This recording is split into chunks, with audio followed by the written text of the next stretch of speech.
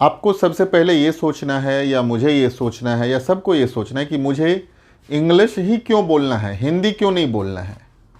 और जिसको इंग्लिश आता है, आपने कभी देखा हो हिंदी सीखने की कोशिश की है?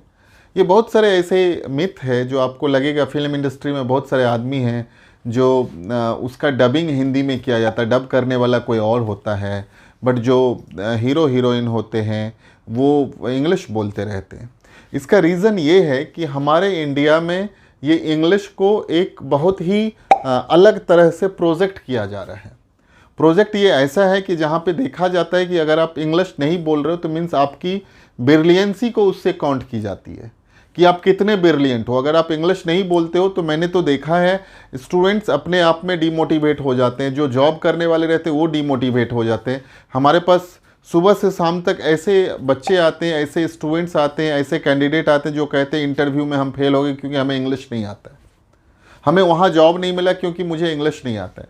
और अगर आपके मन में ऐसा है कि मुझे इंग्लिश नहीं आता है तो इसको कहीं ना कहीं आपको एक स्टॉप करना है।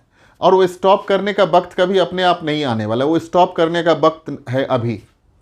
मैं तो ये कहता हूँ कि आप अपने 24 घंटे को इस तरह से मैनेज करो जहाँ पे आपको 7-8 घंटा सोना है, आपके जो रिमेनिंग 16 आवर्स है उसमें 8-10 घंटा आपको काम करना, 12 घंटा काम करना। ये जो 2-4-5 घंटा है उसको अगर आप अपने ज़िंदगी में with in a few month अच्छी तरह से यूटिलाइज़ करते हैं तो you can become a very successful person in front of you. सबसे पहले हम करते क्या है कि इंग्लिश जो बोलना है हमें दूसरे को दिखाना है, तो आज से ये बंद हो जाना चाहिए। इंग्लिश जो बोलना है वो हमें दिखाना है। क्या पहले हमें इंग्लिश आता है कि नहीं आता है? क्या आप इंग्लिश बोल पा रहे हो कि नहीं? क्या इंग्लिश आपके लिए ज़रूरत है कि नहीं? क्या इंग्लिश से क्या होने वाला है? सबसे पहले आपके मन में तो वो जो एक क्यों है, मुझे इंग्लिश क्यों सीखना है। अगर इंग्लिश बोलना है तो क्यों, जब आपके ज़िंदगी में क्यों आ जाता है, क्यों बोलना है, तो ऑटोमेटिक आपको इसका सॉल्यूशन मिलेगा। क्यों बोलना है तो उसके बहुत सारे रीज़न हैं। मेरा तो ऐसा मानना है कि अगर आपको लगता है इंग्लिश नहीं बोलना है तो मत बोलो, लेकिन हमेशा ये मत कहो कि मुझे इंग्लिश नहीं आता है, मुझे इंग्लिश नहीं आता। नहीं बोलना है मत बोलो, हिंदी बोल के पूरा ज़िंदगी चलाओ। बोलो मुझे इंग्लिश बोलना नहीं आता है और मैं बोलूँगा भी नहीं, और मुझे रखना है तो रखो, नहीं रखना है तो मत रखो जॉब पे, मुझे जाना है यहाँ से। फिर वहाँ पर जाकर के वो रोना धोना चालू है तो सर मुझे कुछ तो आता है, कुछ नहीं आता है, हमने 10th तक हिंदी मीडियम में पढ़ा, मराठी मीडियम में पढ़ा, गुजराती मीडियम में पढ़ा, इसके लिए नहीं आया, मैंने वहाँ पे था, मैं वहाँ पे था, गाँव में था, इस घर में पैदा हो गया, वहाँ पैदा हो गया। ये सब अपने हाथ में नहीं है। जो आपके हाथ में है वो तो कम से कम करो। आज का दिन आपके हाथ में है, जो आपके हाथ में है वो तो आप कर नहीं रहे हो। आप ब्लेम किसको दे रहे हो कि हम किस घर में पैदा हुए, हमारे माता पिता, हमारे पेरेंट्स इंग्लिश नहीं बोलते थे।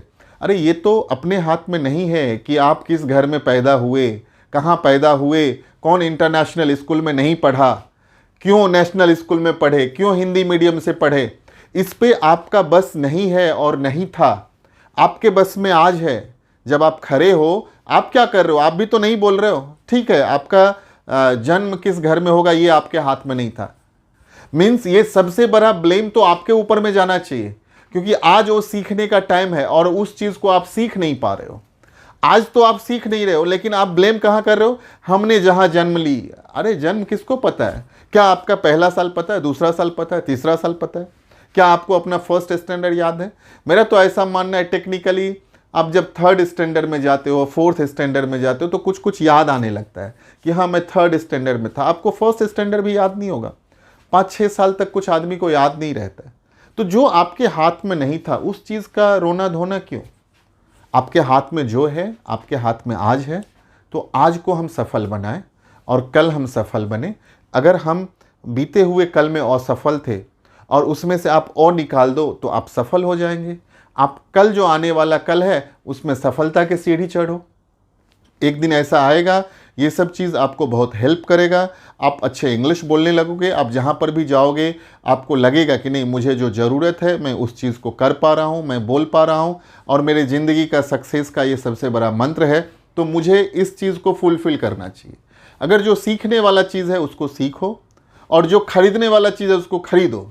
खरीदने वाला चीज़ है पैसा कमाओ, घर खरीदना है, पैसा कमाओ, गाड़ी खरीदना है। बट अगर आपको इंग्लिश कहीं पे लगता है कि नहीं मुझे खरीद लेना है, तो ऐसा नहीं है। आप इसको किसी बैग में नहीं खरीद सकते हो 2, 4, 10,000, 20,000 में। इसको आपको अक्वायर करना है, इसको आपको स्किल्स है, इसको आपको सीखना है, इसमें आपको अपना टाइम डिवोट करना है, इसमें आपको टंग को ट्विस्ट करना है, इसमें आपको हमेशा एक डेडिकेशंस देना है कुछ दिनों के लिए, कुछ महीनों के लिए, और एक दिन आप फ्लुएंट स्पीकर बन जाओगे। Friends, I really wish you to become a fluent speaker of English. Join with us, and within a few days, you will become a fluent speaker of English. Thank you very much and wish you all the best.